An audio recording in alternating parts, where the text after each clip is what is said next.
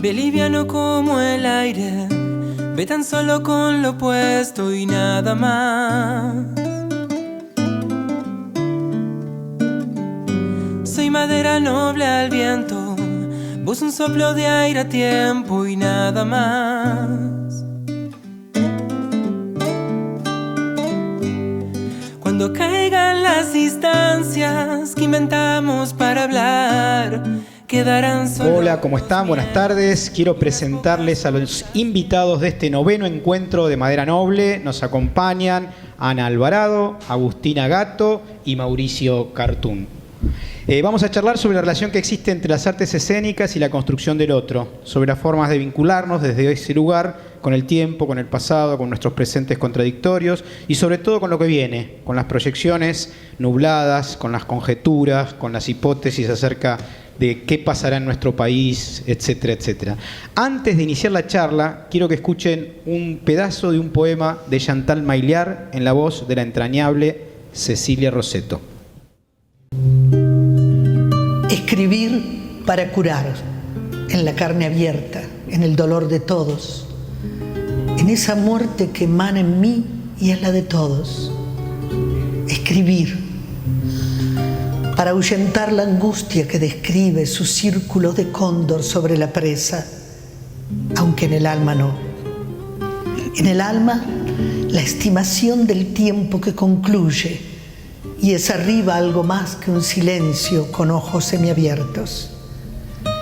Escribir como condescendencia y como rebeldía, sin elección, sin pausa, porque se va la luz, las fuerzas se le acaban y el ser se va de vuelo en las garras de un ave carroñera. Escribir para decir el grito, para arrancarlo, para convertirlo, para transformarlo, para desmenuzarlo, para eliminarlo. Escribir el dolor para proyectarlo, para actuar sobre él con la palabra. Bueno, vamos a empezar sobre algo bien particular.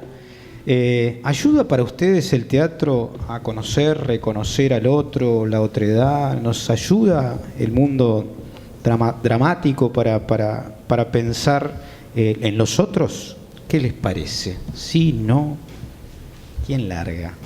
Hay algo que pertenece al lenguaje, que es crear otros ficcionales, digamos. O sea que esa es una parte que el teatro tiene de por sí, en todos sus niveles, tanto dramatúrgico como de dirección, como de el actor. Todos estamos construyendo un otro ahí para un otro. Entonces, bueno, hay una serie de otredades ya que pertenecen al lenguaje. Ahora, yo creo que el teatro, hablo bastante del teatro de la Ciudad de Buenos Aires, que es el que más conozco, digo, porque si no uno empieza a generalizar. Y tenemos problemas federales, digamos. Sí, dicen, sí, no, porque sí, hablan solamente de todo desde allá. Sí. Va creando, va trabajando realmente y construyendo y deconstruyéndose con algunos de los grandes temas que la actualidad pone adelante, el tema de género, la diversidad en el orden de lo íntimo, de lo privado, de la sexualidad. Creo que todos estos grandes temas está trabajando los teatros fuertemente en los últimos años. No sé si a la par, un poquito más atrás de lo que los movimientos que reclaman, pero está trabajando. Creo que hay otras otredades que todavía el teatro de la Ciudad de Buenos Aires, que es un teatro muy orientado a un público de clase media, todavía no ha hecho todo lo que podría hacer. Cuando hablo en genérico así quiero decir, y me incluyo, no hicimos todo lo que podíamos hacer para incluir, para nombrar a esos otros. ¿Y cuáles serían, Mauricio, Agustina, esos otros a los que a lo mejor no estamos nombrando todavía, que no tienen que ver con las diversidades, con las disidencias sexuales?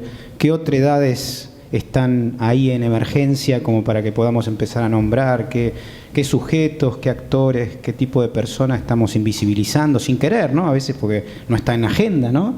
¿A qué otros? Mauricio, Agustina. Yo cuando doy clases siempre digo que una típica escena en un bar que son de las primeras que salen, 2 personas charlando, ya es una escena burguesa y esos personajes están en un espacio a los que otros u otros no pueden acceder. No porque esto sea revelar una verdad que no se conoce, sino porque obviamente la mayoría de los alumnos que yo tengo, al estar acá situada en la ciudad de Buenos Aires, son de clase media y piensan el teatro desde ahí. Y desde ahí después salen muchas producciones, que son las que vemos, las obras, qué sé yo, algunas de Living, otras no, pero que en general muestran a un sujeto que es como un espejo del escritor. Pariente nuestro, digamos. Pariente nuestro. Entonces, en este sentido, cuando vos decís lo federal, y también hablo de descentrar en la propia capital, en los barrios, digamos, sería muy vital que los creadores, que no son los de clase media o los que tienen, qué sé yo, comodidades, como es mi caso, ahora, puedan escribir, porque no hay mucha manera de escribir de lo que no se conoce.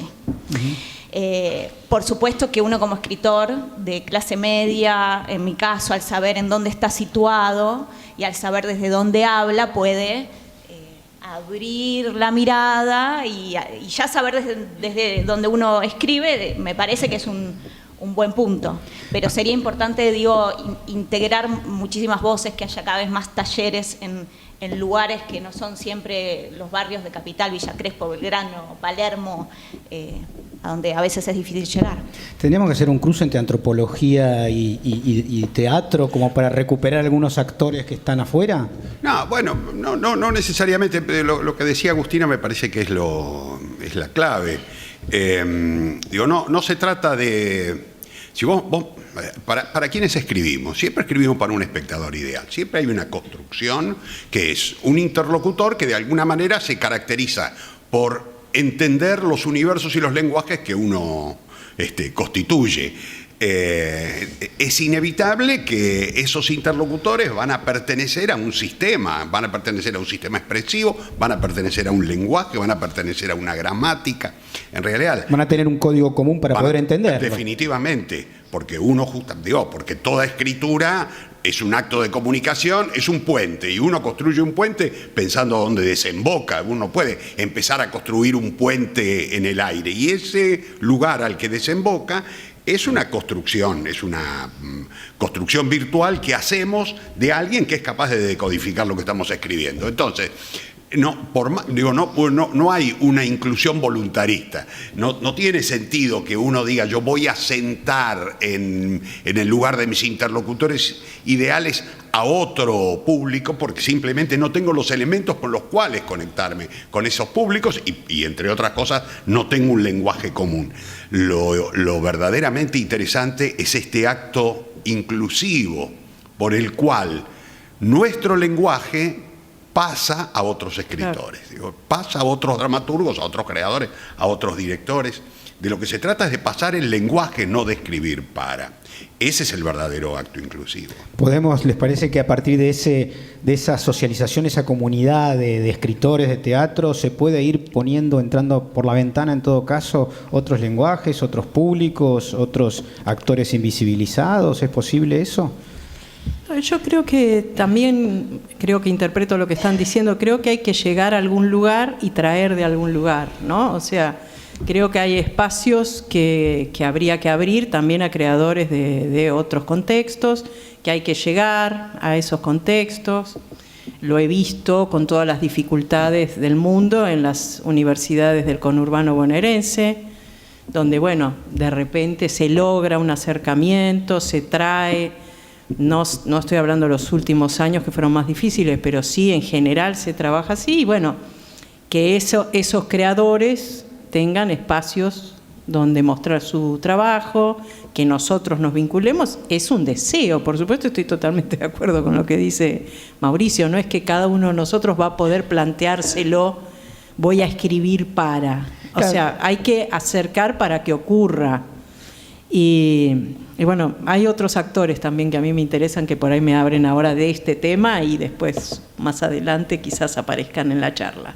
No, hay un tema, decías, estos tiempos fueron difíciles, y más allá de la reflexión que uno puede hacer de índole político-cultural sobre los temas o estos 4 años terribles que hemos vivido en nuestro país, quizá eso, que han sido más difíciles también para abrir, ¿no? Para poder incluir a otros que potencialmente empezaban a ser incluidos por distintas ventanas, la del teatro, la de la cultura, de la universidad, etcétera, etcétera.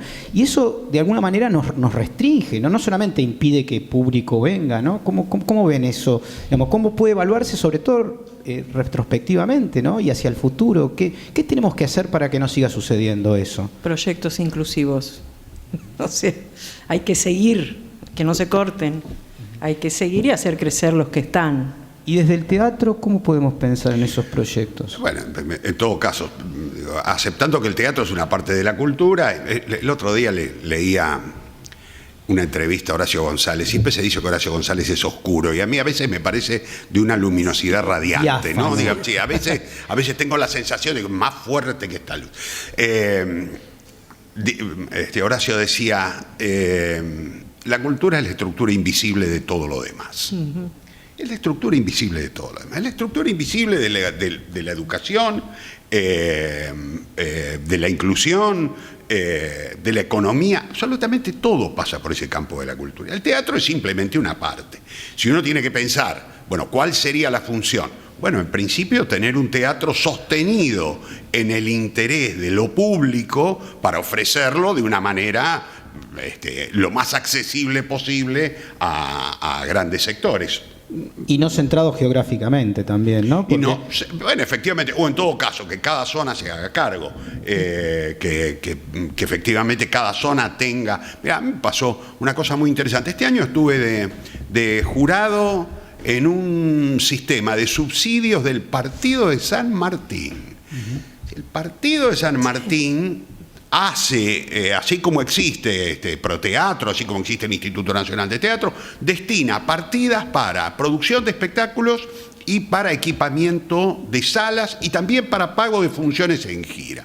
Esto es lo verdaderamente interesante. Cuando vos ves un sector del conurbano que se interesa, acepta la hipótesis de poner guita porque sabe que esto redunda efectivamente en esa trama actividad cultural.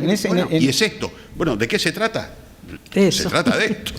Yo pensaba en algo que a mi modo de ver es bastante feo, que sucede más en la televisión y en el cine, a lo que yo también me dedico, que es, por ejemplo, una tira en un canal de aire en donde los personajes son cordobeses, pero los actores son porteños.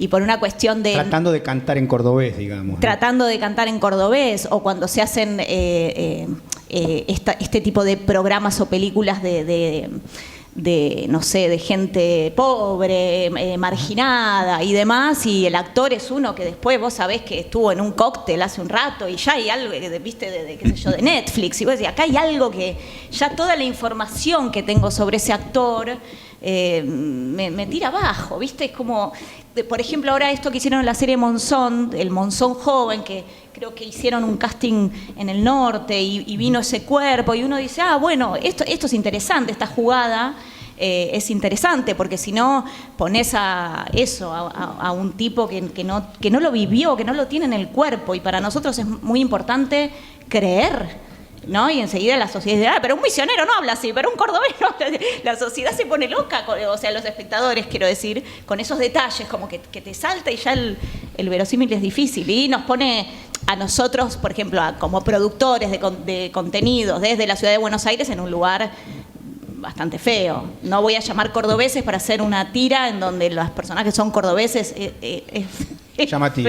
No, Claro. me hace pensar justamente en esto de cuál es el vínculo que aparece en las artes escénicas, digamos, que implica el teatro, y no solamente el teatro, en los diálogos, por ejemplo, del teatro, una vieja pregunta, el teatro con la televisión, el teatro ahora con la miniserie, algo que existía obviamente hace muchos años, pero que ahora volvió a tener un espacio, porque miniserie era El Zorro, qué sé yo, digamos, ¿no? Bueno, ¿cómo es el diálogo actual entre los medios y el teatro? ¿Cómo lo ven? En principio, implícito. Digo, desde los tiempos, los ritmos, todo cambia por imposición de cómo cambia el cerebro receptor de lo audiovisual. Es decir, el gran medio proveedor de relato audiovisual es el cine y la tele. Esto hace que nuestro cerebro, desde que vos naces, incorporan un sistema de lectura por corte. Ese sistema es un sistema que cada vez se complejiza más. El cerebro, un chico a los 2 años, tiene el cerebro configurado para leer por corte. El primer tipo que vio cine no entendía nada, no entendía por qué. Che, pero ahora está acá la cámara, ¿por qué ahora está acá? Bueno, porque hay un lenguaje incorporado. Bueno, es un lenguaje que ahora se incorpora y ese lenguaje, por supuesto, empieza a exigirle también al teatro en términos de tiempo, de ritmo, de manejos. Esto es lo verdaderamente interesante. Pero por el otro lado, la historia del teatro no es otra cosa que la historia de sus convenciones. El teatro que hacemos hoy es horrorosamente parecido al que se hacía hace 2400 años en Grecia. La verdad, entra un tipo por acá, entra otro por acá, habla uno, habla el otro le dice que sí, sale y hay uno que cuenta lo que ellos no dijeron. Seguimos haciendo lo mismo, la verdad. ¿Qué es lo que cambia en el teatro? Las convenciones. Las convenciones uno las toma ¿de dónde? De otras obras de teatro. Ese es el gran Big Bang que se produce en el teatro. Yo voy a ver un espectáculo y cuando veo un espectáculo aprendo algo nuevo que incorpora mi lenguaje. Como ¿Aprendo drama. o afano? No, aprendo además en el sentido más generoso que tiene ese concepto del Big Bang, y es, cada vez que alguien experimenta y crea algo nuevo, abre el perímetro para que alguien pueda usarlo. Esto es lo extraordinario. Nosotros podemos usar, yo hago Terrenal con 2 personas que esperan una tercera que no llega, gracias a que en los años 50 el señor Beckett hizo. Entonces, por supuesto que uno lo toma, no, al contrario, es un acto generoso el de dejar la nueva convención. El cine y la tele son proveedores extraordinarios de nuevas convenciones. Siempre les estamos afanando algo. Entonces, yo creo mucho en esa interacción. Digo, el teatro se alimenta de lo que puede. Ha aceptado su pobreza natural y radical, sabe que vivirá siempre abriendo los tachos de basura y comiendo lo que dejan los demás, porque la verdad, no tenés cosas nuevas en el teatro, no hay. Entonces siempre estamos afanando de la literatura, de los títeres, del cine, de la tele. No pasa solamente el teatro, ¿eh? Yo obviamente estoy de acuerdo, pero pienso también que el cine y la televisión obviamente no existirían sin nosotros, sin el teatro, pero lo veo en cosas como una serie como House of Cards, que usa los apartes shakespearianos y mira cámara. Hay un montón de cosas que ellos no saben, yo que me dedico al cine también, no saben que nosotros dijimos primero. Y hacen sin darse cuenta casi. Sí, como si el cine lo hubiera inventado todo, claro, ¿no? Claro. Y el teatro, me parece, es muchísimo más disruptivo, más revolucionario. Las mujeres que ya planteó, por hablar de una otredad, las mujeres que ya plantearon los griegos en el siglo V antes del año 0 o antes de Cristo para los cristianos, que estaban a la par de los hombres en el sentido de podían matar, podían ser protagonistas, podían hacer cosas que también los personajes masculinos hacían. En una sociedad en donde las mujeres eran esclavas, eran encerradas en el gineceo, en un cuartito, y no podían ni siquiera ir a ver el teatro, nos habla de una sociedad griega que pone en escena lo forcluido de la sociedad, lo reprimido, aquello que en la sociedad no circulaba ya en el teatro. Por ejemplo, doy un ejemplo, hay varios, poniendo a la mujer en este lugar tan poderoso. Y el cine ha tardado muchísimo y todavía le falta un montón en poner a la mujer en un lugar más interesante. ¿Qué parte, tomo esto de Agustina, ¿no? ¿Qué parte hoy el teatro está poniendo en escena que está reprimido en lo social, ¿no? No, que conteste él. Después yo voy a salir para otro lado. Pero es que la naturaleza del teatro es lo obsceno. Digo, obsceno significa literalmente lo que no puede ponerse en escena. Digo, y lo interesante del teatro ha estado siempre en esa condición de obscenidad, en el poder poner aquello que al espectador lo sorprende justamente porque no es lo que ve en el cotidiano. Entonces el teatro se alimenta naturalmente de eso siempre. Al contrario, te diría, está en su naturaleza recicladora, tomar justamente lo que no y ponerlo allí en el escenario como alternativa. No veo que pueda haber otra función. Digo, sería extremadamente decadente pensar en un teatro obediente, en un teatro correcto, que ponga solo lo que puede ponerse allí. Bueno, en todo caso, sería el costumbrismo que, como a nosotros ya mucho no lo podíamos usar, se lo vendimos a la tele y la tele lo usa como si fuera un muñeco nuevo sin saber que hace sé cuántos siglos que nosotros lo venimos manipulando. Pero hoy en el teatro, por ejemplo, el costumbrismo ya no tendría sentido. Digo, poner algo rompe el pacto del lenguaje hoy estipulado entre una escena y un público. Sí, la demanda natural de lo que alguien va a buscar al teatro. Querías ir por la tangente. Sí, y ahí sí, estás. me voy por la tangente. No, me quedé pensando que lo que no nombramos recién son todas otros fenómenos de teatralidades performáticas que están fuertemente, por ejemplo, en estos días siendo visibles, que son actividades escénicas y que no están contenidas dentro del teatro, ¿no? Y que hay un montón de fuerza juvenil que tiene interés en esas actividades escénicas. Me viene a la cabeza Chile, no lo puedo evitar, pero digo, hay un montón de jóvenes en la calle generando situaciones todo el tiempo fue teatrales, en Chile, en vistiéndose como onas, ahora no me acuerdo el nombre que tiene realmente la comunidad, ¿cómo se llama? Parenman, el muchacho que está vestido como un superhéroe de Latinoamérica, el perro matapacos, quiero decir, hay un montón de producción simbólica. De producciones escénicas, porque muchos son artistas, músicos, bailarines, actores, que están en la calle, en esta situación específica de Chile.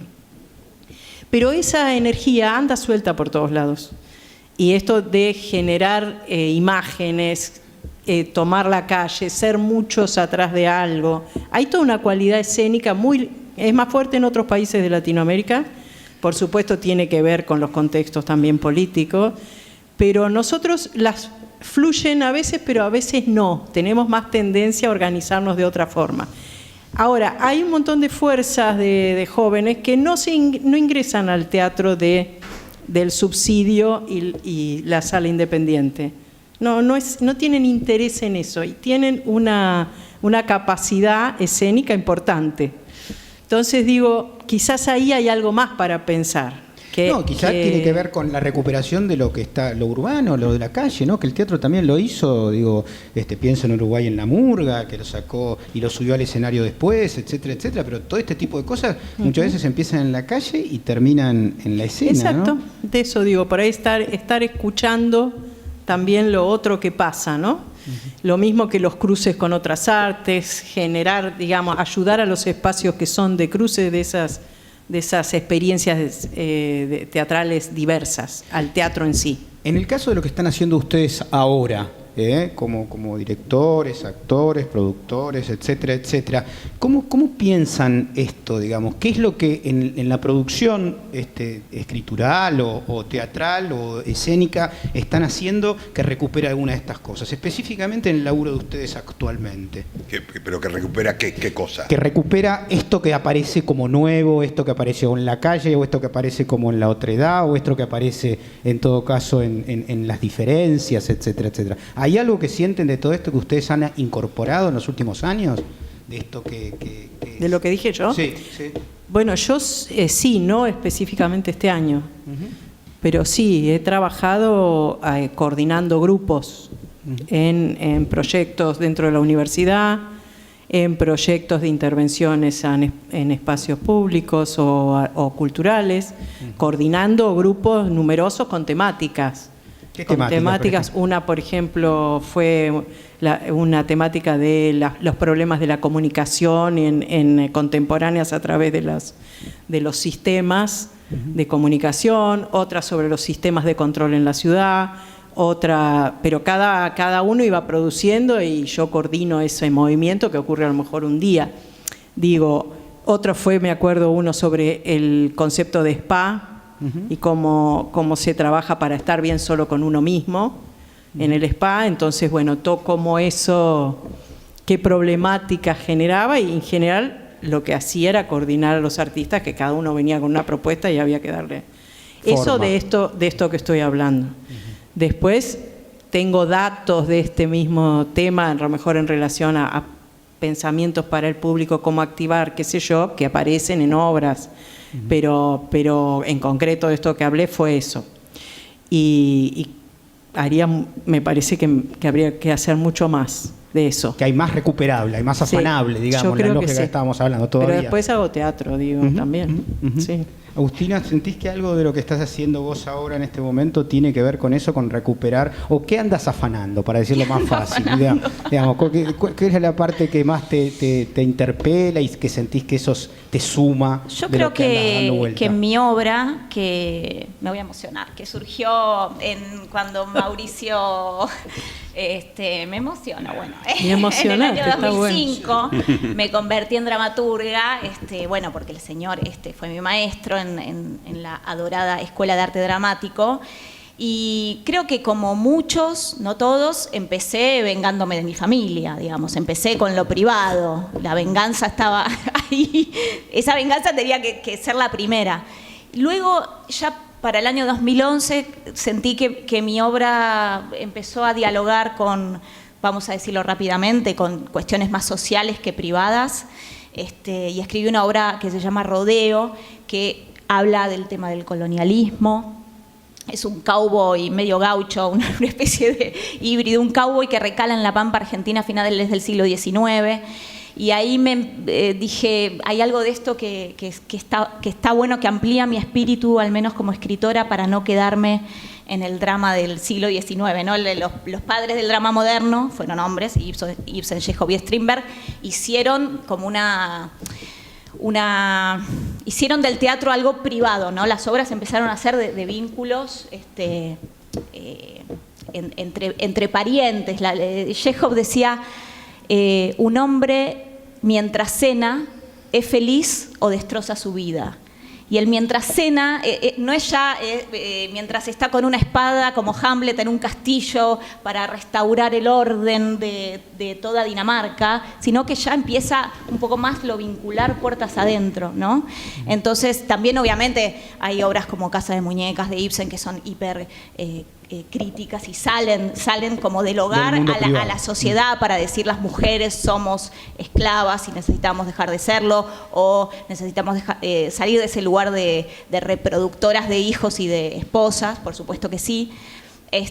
Pero bueno, esa fue una inflexión, Rodeo. Y en el 2018 escribí una obra muy particular por todo el destape que hubo de las mujeres, que es una revolución que agradezco todos los días estar viviendo, en donde todas empezamos a ver cuándo habíamos sido violadas o abusadas, y las charlas se convirtieron en una mesa de 10, 8 habíamos tenido problemas severos y más de una vez.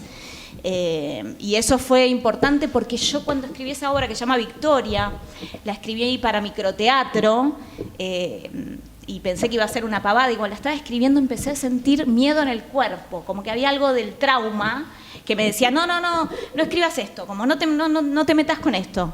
Y cuando la logré escribir fue como la primera vez en 37 años que podía hablar indirectamente, porque es mi estilo.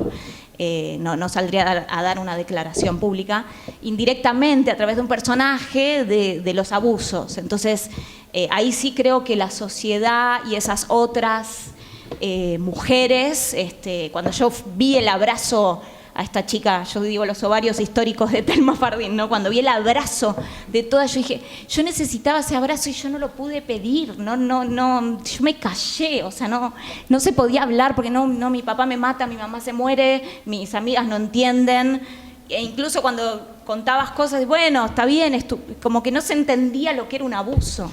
Entonces, se naturalizaba, realmente digamos. de esta época, para destacar, yo me tatuaría la cara de esa chica porque fue un hito, le tocó a ella por alguna cuestión cósmica, creo yo, y bueno, y de ovarios, estar ella en el centro o ser la cara más visible de eso, y a mí me conmovió y no sé, fue algo nuevo en mi obra, y esa obra, lejos de ser una obra liviana, empezó a circular por Latinoamérica y tiene varias propuestas, y una directora de cine me dijo que quería hacer un corto. Entonces digo, qué bueno, eso es, sí, te diría que eso.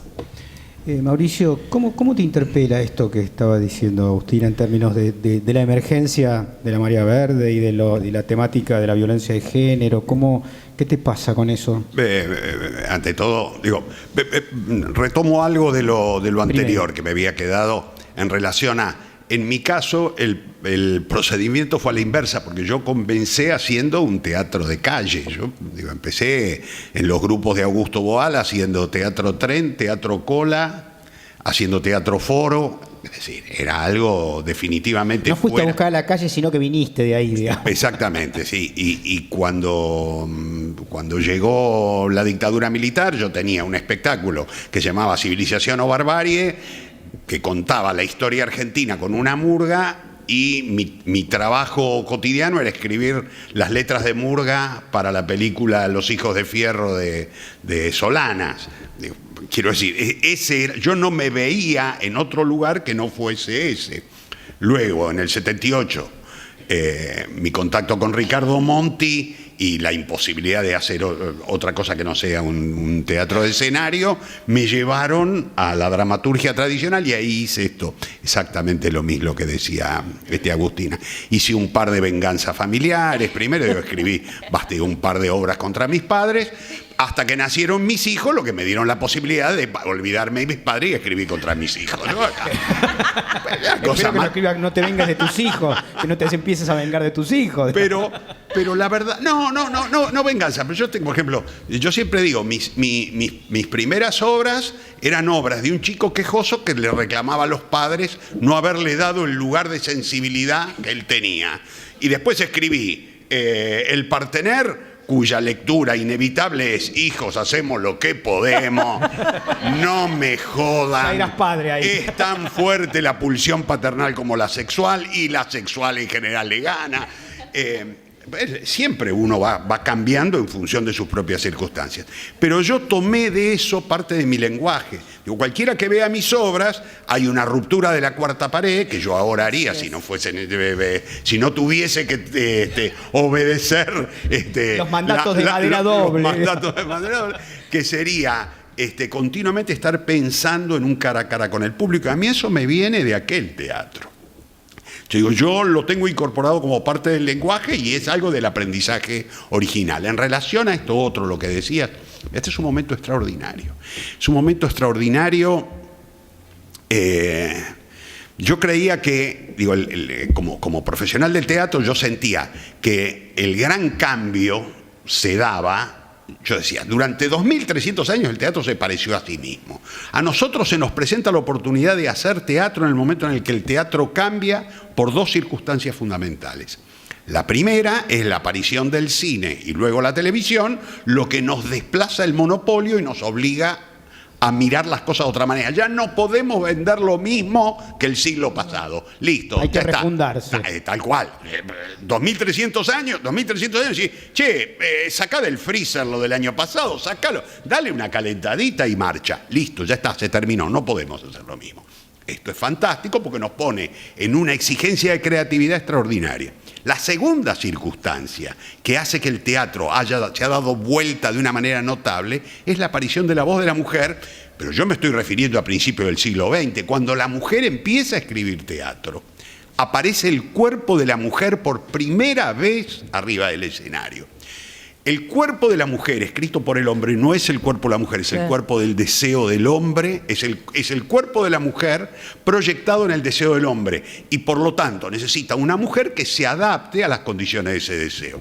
Cuando la mujer empieza a escribir, aparece por fin el cuerpo femenino, y el teatro da vuelta porque aparece la voz que le estaba faltando.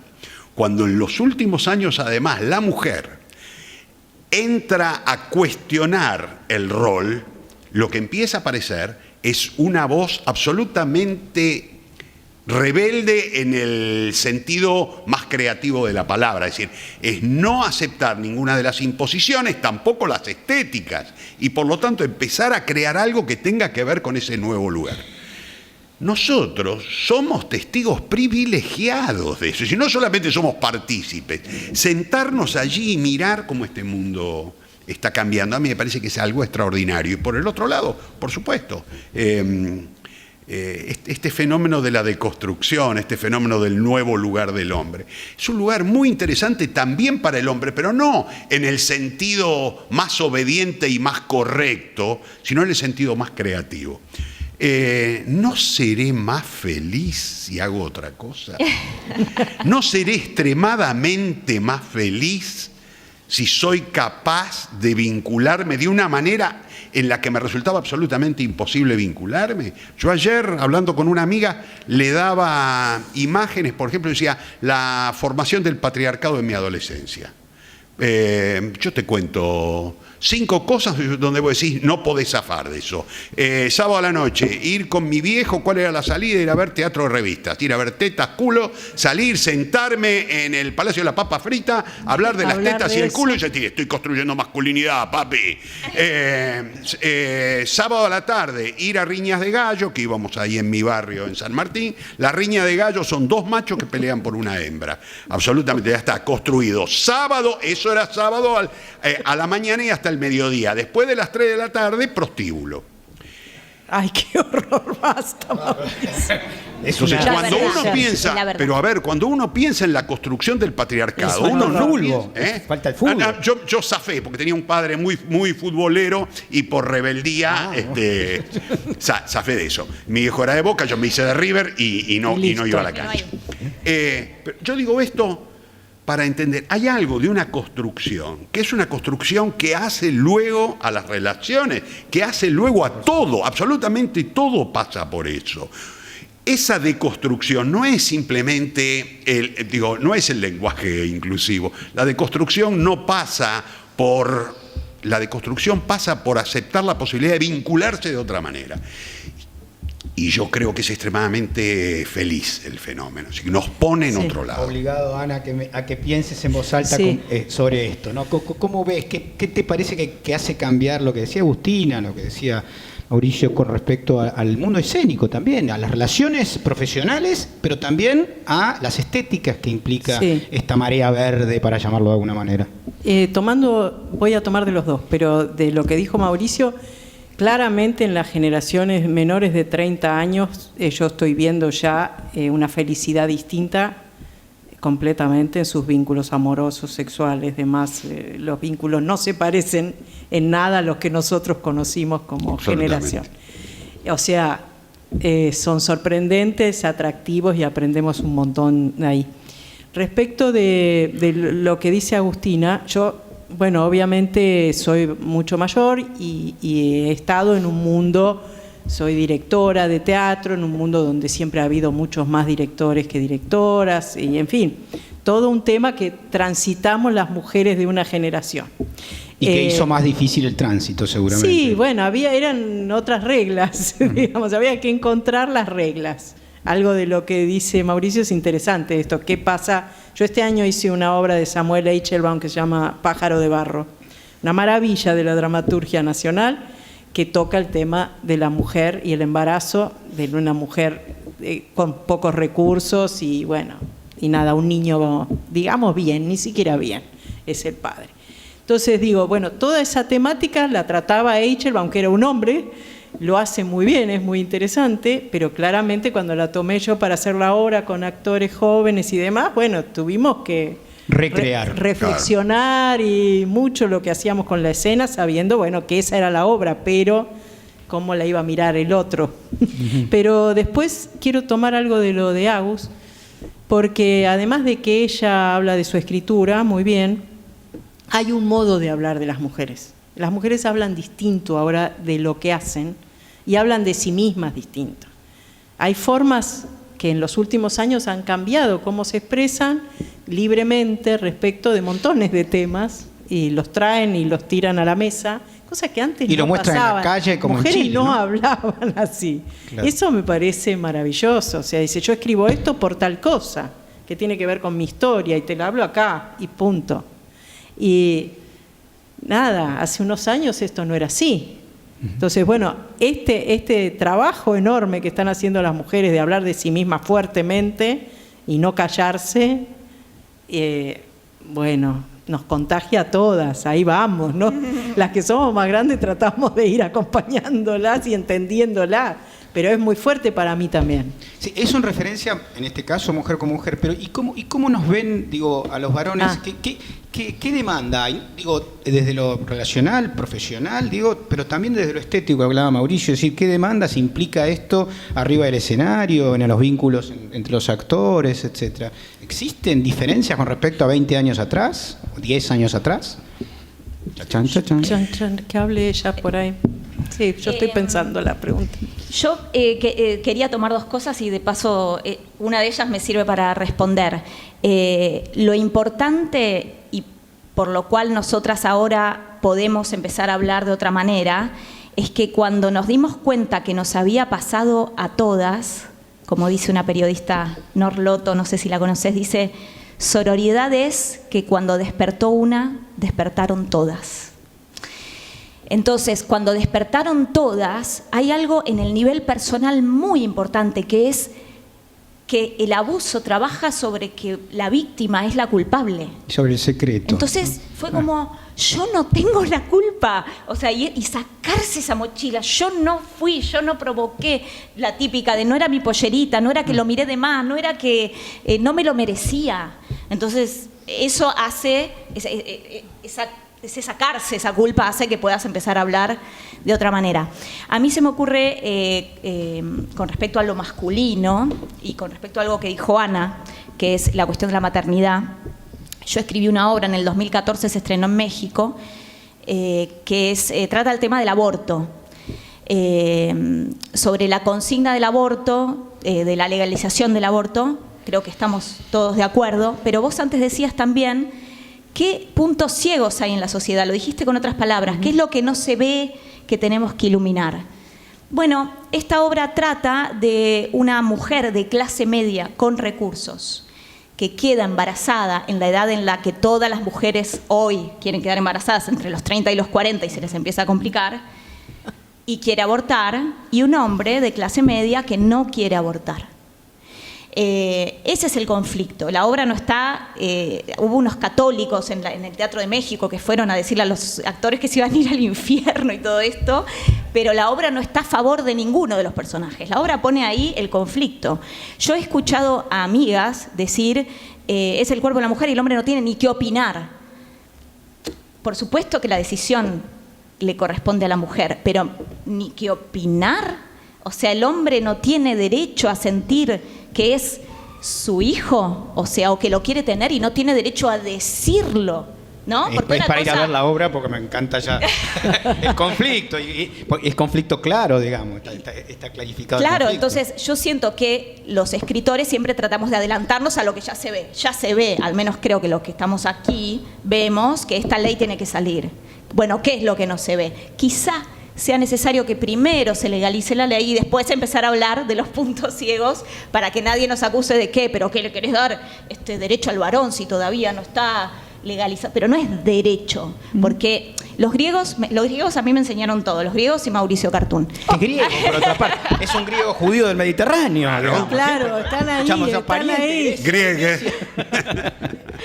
Los griegos enseñan que a veces hay que hacer cosas que no están buenas. Por ejemplo, Agamenón, por orden de una divinidad, Artemis tiene que sacrificar a su hija. Tiene que hacerlo, porque ustedes créanme que todos aquí que tiene que hacerlo, ok, estamos de acuerdo, pero después está la reacción emocional frente a eso. Agamenón en la Orestíada sacrifica a su hija y después festeja, ¿no? ¿Qué quiero decir con esto? Hay cosas, una cosa es decir, bueno, aborto, teniendo en cuenta que se trata del inicio de algo que si lo dejo ser es una vida, está bien. Ahora, ¿qué hacemos, por ejemplo? Digo desde el teatro, desde las historias. Decimos, bueno, yo conozco mujeres que abortan 3 veces, ¿se entiende? También está esa situación. No las estoy ni siquiera juzgando. Estoy diciendo que el debate sobre el aborto no habla sobre esas mujeres. El debate sobre el aborto dice las mujeres sin recursos, pobres, que no tienen información. Bien, y hay toda otra parte del debate que tiene que ver... no digo ni si estoy a favor o en contra, pero que hay muchas otredades ahí. Hay muchas mujeres. Abre ¿se entiende? otros capítulos y abre el otros mismo tema. capítulos y es, ni más ni menos, esta civilización se está poniendo en el lugar que históricamente tuvo Dios. No estoy hablando ni a favor ni en contra de nada. Con el aborto y con la eutanasia. Y también con la reproducción asistida. Entonces, es como algo para reflexionar en serio nosotros los escritores. En el viaje de Grecia hacia los judíos recordaba que justamente en los judíos Dios le dice a Abraham que mate a su hijo y a último momento lo salva un ángel, ¿no? Le dice, no, está bien, ya me probaste. Varón. Era varón. Era varón. Por eso lo salvaron, muchachos. Claro, es verdad. No, pensaba, digo, creo que se aparece en el mundo de lo representacional, en el mundo escénico, todas estas problemáticas, y me es imposible no preguntar sobre lo que viene en nuestro país y bueno, que empieza a estar marcado por algo terrible de América Latina, que es un golpe de Estado en Bolivia, clarísimo, y bueno, y la continua aprobación de los golpes de Estado por parte de Estados Unidos, que bueno, que pone, ningún golpe de Estado puede hacerse si no está apoyado por una embajada de Estados Unidos en este caso, ¿no? ¿Cómo se filtra todo eso, ese mare magnum de noticias? Y tuvimos un octubre con temas de Brasil, con la liberación de Lula, con el tema de Chile, con Ecuador, con Haití. ¿Les parece que esto los atraviesa en términos incluso de su producción teatral o ¿Cómo Sí. ven? Es tan vertiginoso que es indigerible. Claro. Sí. No hay tiempo. No hay tiempo para de digestión. procesar todo. No hay tiempo. Si yo te digo, bueno, a ver, agarrá liberación de Lula, gente en las calles El en viernes. Chile, claro. Y Evo Morales ayer. Hay algo, es tan vertiginoso que sería pedir un milagro que el pensamiento artístico pudiese hacerse cargo. Pero en todo caso, no te quepa ninguna duda que con el tiempo mediante necesario, el arte da respuesta. Siempre termina. Siempre. ¿Por qué? Bueno, porque nosotros somos afectados por esa situación. Porque algo sucede. Yo creo que también ahora estamos todos en un estado medio como de shock, como catatónico, la sensación, digo. claro, como la sensación es, a ver, las construcciones son a un par de años. No, ni a media 3 semana. meses. Ni a media semana. Obsolescencia no solamente de cosas, sino también de proyectos políticos y de dirigencias. ¿Cómo lo ves, Ana? Bueno, a mí pensando lo que él dice, me pasa lo mismo, creo que es muchísimo, en un punto genera cierta parálisis. Y también repensar, o sea, estoy ensayando algo y pienso, ¿y esto ahora, no? O se decodifica, ¿cómo se va a decodificar? Esas cosas las pasan y bueno, uno sigue adelante. Pero bueno, lo de que el teatro y el arte da respuesta es así. Yo justo uno de los temas cuando hablábamos del otro que no hablé fue el tema de identidad y memoria, que creo que la Argentina tiene una historia enorme de trabajo en ese nivel. Por supuesto el teatro abierto y demás, que fue un hito. Y después todo lo que significa revisar esos tiempos, volver a reescribir desde otras generaciones. O sea que esos grandes temas el teatro los toma, los reflexiona, los asimila, los vuelve a tomar en generaciones siguientes y yo creo que ayuda a muchas cosas el teatro. Estoy pensando en Agustina, como digamos que es de otra generación, es Sí. más joven de los que estamos acá, digamos, como eso que fue, digamos, hace 40 años ya, porque lo de teatro abierto ya tiene más de 40 años, digamos, cómo le interpela a una generación distinta, qué sienten que heredan de todo eso, si perciben esa memoria estética, digamos, en el mundo del teatro, si la recibieron, si... Yo siento que no. Te doy mi experiencia personal. Yo cuando empecé a hacer teatro, ¿qué fue? En los 2000, en los años 2000, yo ya veía, lo que veía en el teatro eran obras de living, de vínculos muy personales. Yo digo, no mi generación, no hablo por mi generación ni por nadie más. Yo obviamente uno sabe todo el trabajo que se hizo, lo que pasó en ese momento, lo que hizo el teatro en ese momento, pero yo no lo palpé en la escena, sino en movimientos aislados, como es Teatro por la Identidad, por ejemplo, ¿no? Como, bueno, ahí está la memoria, pero yo particularmente no percibí esa memoria en las obras que al menos yo veía, porque yo me acuerdo cuando yo empecé a ver teatro, Daniel Veronese estaba rescatando el drama moderno, estaba haciendo Ibsen, Chekhov, ¿no? Yo me acuerdo de esa época. Sí, también recuerdo el Máquina Hamlet, que estaba vinculado claramente con la dictadura, y ese sí fue un espectáculo movilizador que ni yo ni mi madre vamos a olvidar. Jamás. Jamás. Pero si te tengo que ser sincera, y creo que siempre la sinceridad sirve al debate, no lo sentí como algo, mirá. Entonces tu trabajo es más doblemente importante, de recuperar identidad y memoria. Yo creo que se revisita de alguna manera, o sea, la entiendo, Quizá no es literal, la entiendo, quizá no es literal. Pero también creo que sí está. Dando vuelta. En el teatro de los 90, que fue muy posterior a todo el fenómeno y que también hizo una batalla contra eso, de todos modos, Aparecía por la había ventana. una reflexión, ya se había hecho una reflexión y después se retoma. Y acá vos tuviste tu maestro, dijiste que era tu maestro, y los griegos, así que perdoname, pero lo del teatro de Living, no. No, Por ahí lo que es Digo, en interesante... general. Es un general. chiste. Lo que es interesante es cómo las situaciones, o vamos a decirlo en positivo, cómo los mitos contienen a las situaciones, cómo los mitos contienen al futuro. Yo viví de una manera muy traumática el golpe del 55. Traumática, qué sé yo, mis padres eran antiperonistas.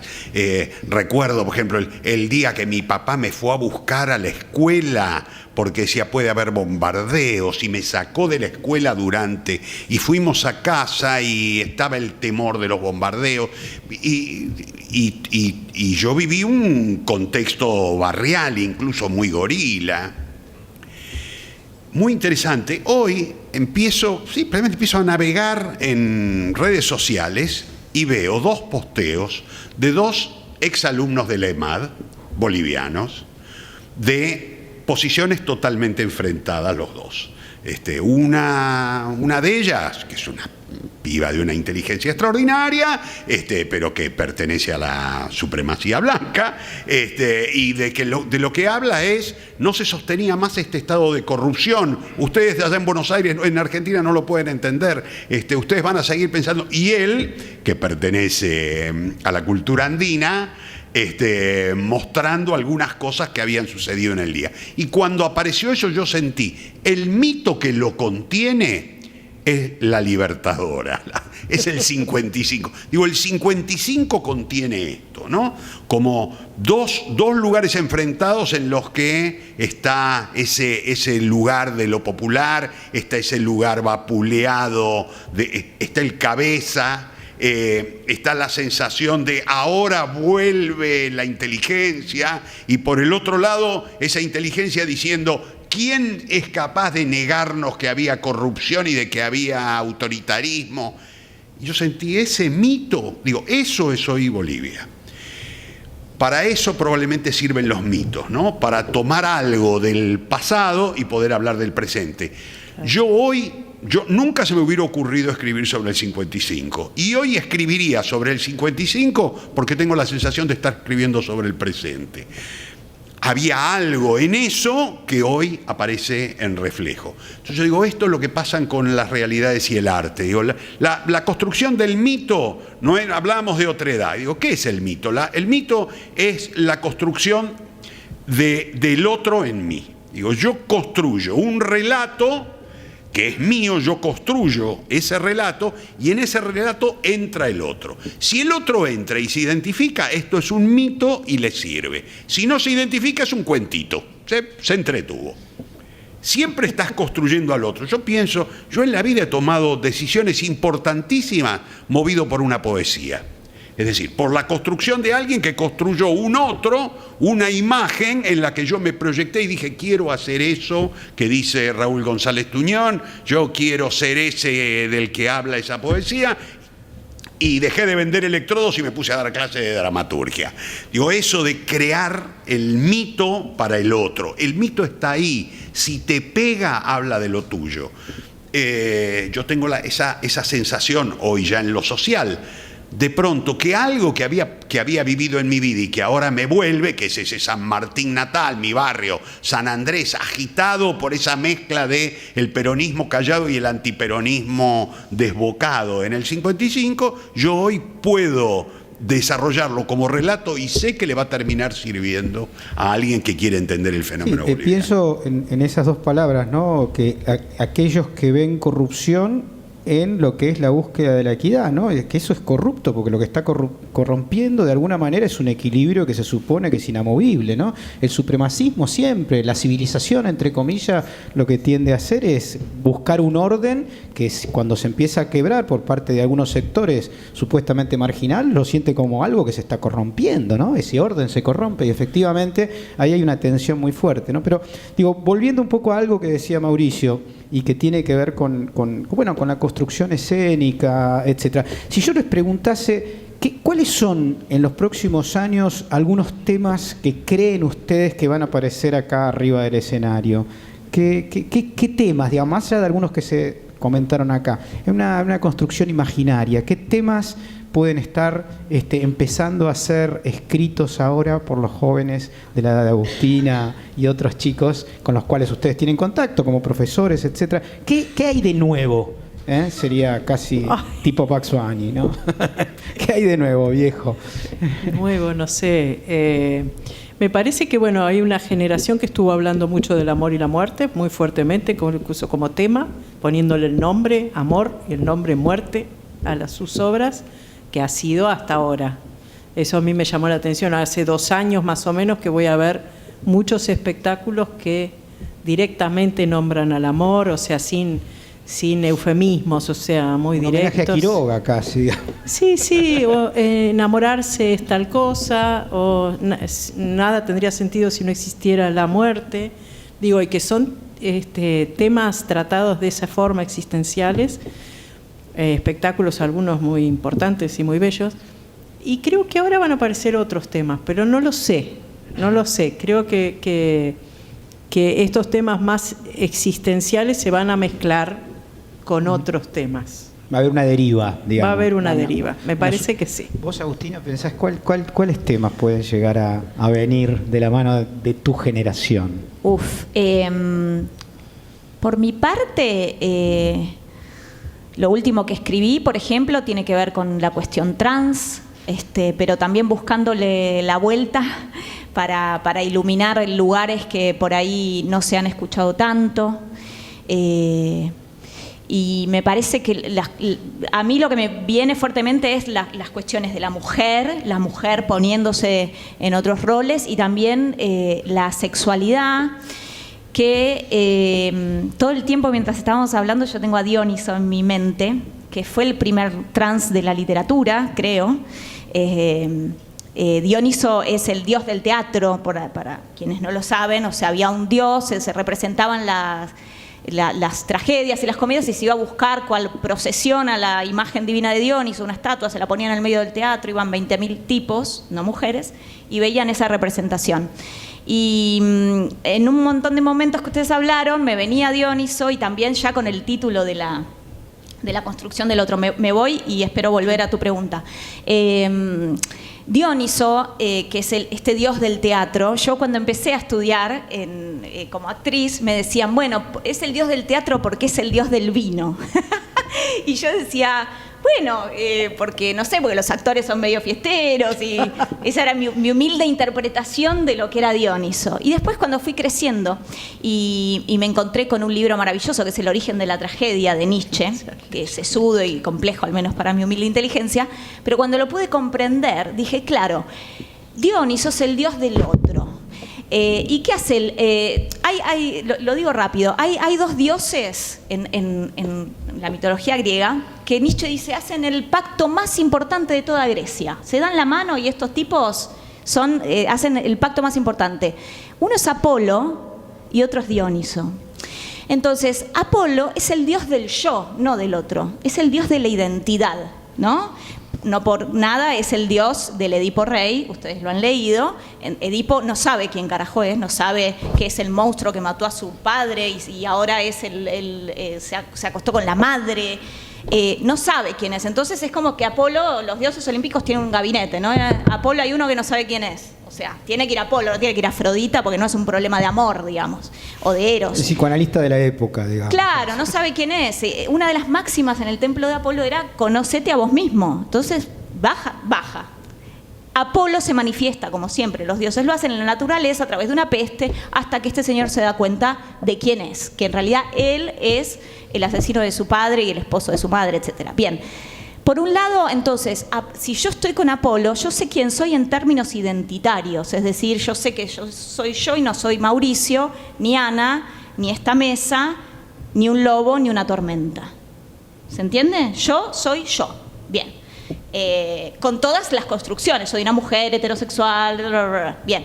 Y Dioniso es el opuesto complementario, ahí está el pacto y por qué los dos son necesarios. Dioniso es el otro, porque lo que hace Dioniso, me fui, bueno, no, sigo. Pero es interesante, metele onda, tranquila. Cualquier cosa, codiame. No. Lo que hace Dioniso, y esto se ve en las vacantes de Eurípides, hay unas mujeres en un monte que abandonan su identidad de esclavas, de esposas, de heterosexuales, empiezan a tener fiestas sexuales entre ellas. Y no solo eso, no es solo una cosa sexual, porque Dioniso difumina lo masculino y lo femenino, pero difumina todo, porque ahí en esas escenas de las vacantes podemos ver que hay mujeres que amamantan a lobos y podemos ver que del piso brota miel. Entonces Dioniso nos quiere decir, y por eso se lo llama de la irracionalidad, el sueño mezcla.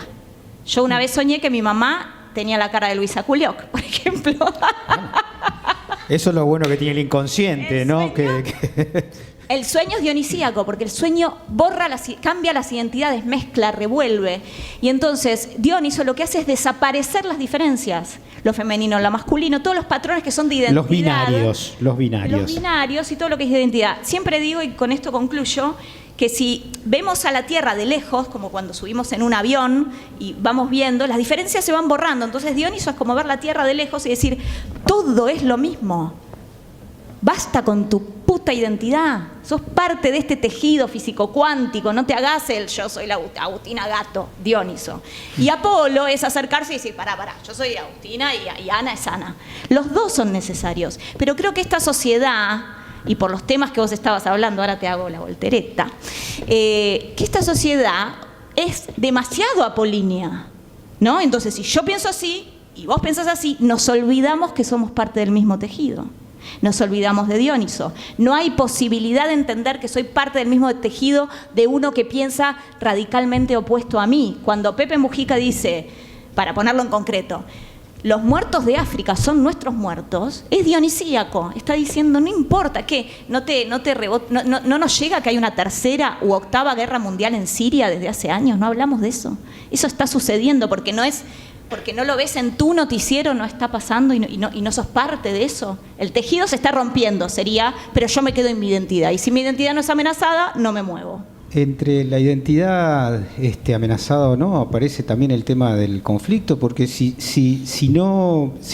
todo es mezclable y pareciera que todo entra en un ecosistema y se pierde eso que existe también y que tiene que ver con el conflicto, con la lucha del poder, etcétera, etcétera, que es como un punto central también me parece en el teatro, ¿no?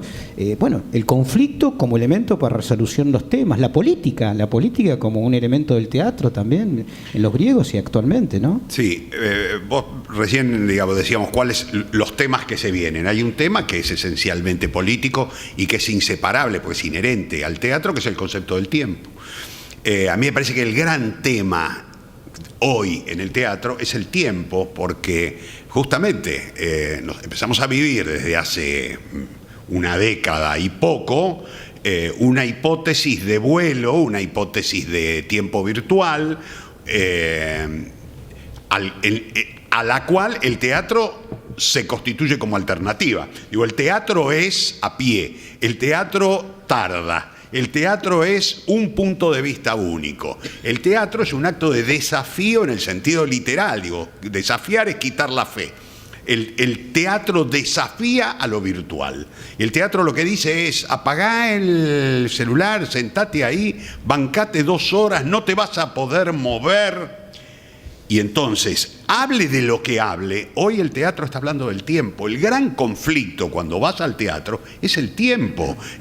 Los celulares son parte del conflicto, están en la batalla hoy. Entonces me parece que hay algo, digo, los temas podrán ser múltiples, pero lo que no olvidaremos nunca cada vez que nos sentemos en una butaca de teatro es que estamos haciendo una actividad alternativa a ese otro tiempo virtual, a ese vuelo, a esa sensación de tiempo abolido frente a una pantalla. Esto es real, es de carne y hueso, puede fallar, tarda, te mira y te dice falta 1 hora. No hagas así con la manito porque no hay nada que hacer, falta 1 hora.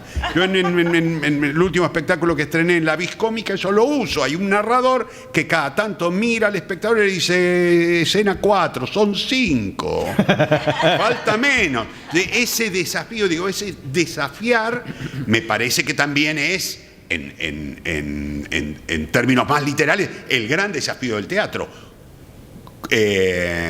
¿Cómo responde frente a eso? Si el público se va, ¿qué le da? Vamos a seguir achicando, digo, ¿hasta dónde podemos hacer micro, mini, super, micro teatro? ¿O en qué monoteatro? ¿O en qué momento pegamos el golpe, nos sumergimos, pegamos el golpe y salimos a la superficie y armamos un gran espectáculo donde el atractivo es: ¿te podés pasar 2 horas o 3 frente a esto? En ese sentido, hablabas recién de Todo tendría sentido si no existiera la muerte, la obra de Tenconi Blanco, que a mí es una obra que me gustó mucho y sobre todo me gustó que sean 3 horas. Que haya algo, claro, hay algo en el sentido de decir, vos dudás que la podés pasar bien, vos dudás que te podés conmover, que podés reír y llorar y que podés estar 3 horas, sentate ahí. El resultado tiene que ver con la historia que me contaron, pero también con la sensación de, mamá, estuve 3 horas. Hay algo casi... que rompió con el timing habitual. Impensable. Bueno, me diste un pie para decir que se acabó el tiempo. Dejamos la charla en estado musical y podemos imaginar un recorrido de melodía, quizá para seguir pensando muchas de estas cosas que son obviamente disparadores, porque la verdad que da para mucho más. Vamos a escuchar a Nicolás Pita cantando el tema de él, Lejos de todo el sur.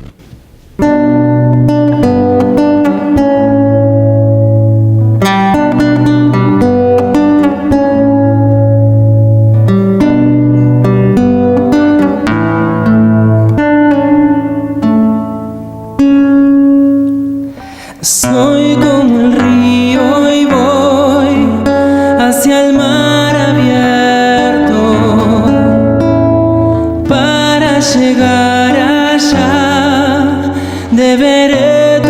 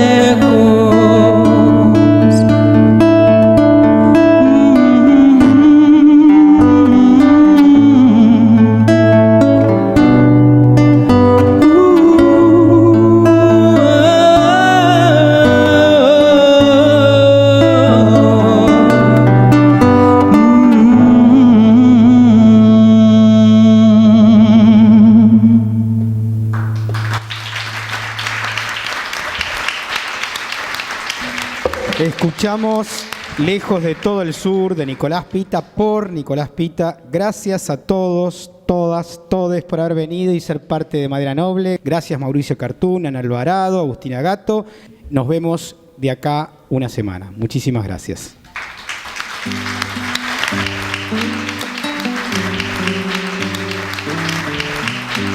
Ve liviano como el aire, ve tan solo con lo opuesto y nada más. Soy madera noble al viento, vos un soplo de aire a tiempo y nada más.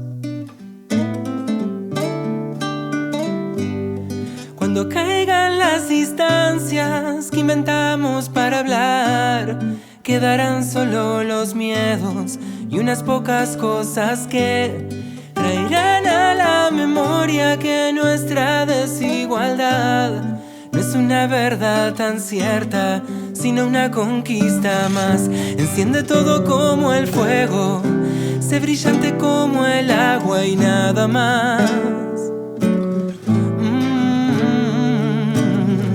Soy la brisa que despierta, vos el sol cuando acaricia y da calor.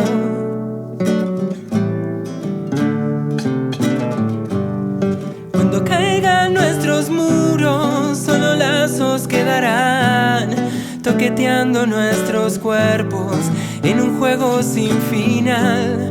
Y no habrá más pesadillas que aún en plena oscuridad nos empujen al infierno de prohibirnos decidir. Cuando caigan las distancias que inventamos para hablar, quedarán solo los miedos y unas pocas cosas que